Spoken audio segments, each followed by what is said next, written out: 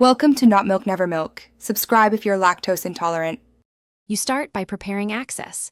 Enter your email or phone and password and sign in. Once signed in, make sure two-factor authentication is available if you enabled it earlier.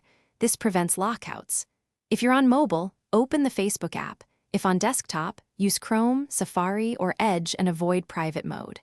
Now locate the profile or menu icon at the top right desktop or bottom right mobile. This first step gets you into Facebook so you can open the dashboard.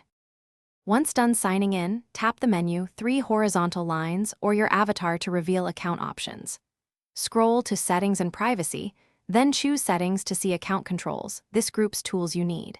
If you manage pages or business assets, select Meta Business Suite or Pages. That opens the specific dashboard for insights and publishing. Make sure you pick the correct page or business asset. Choosing the wrong one shows different metrics. This middle step locates the dashboard you want. You've selected the dashboard.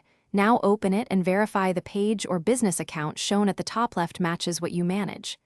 Explore insights, notifications, and publishing tools to confirm data and controls load.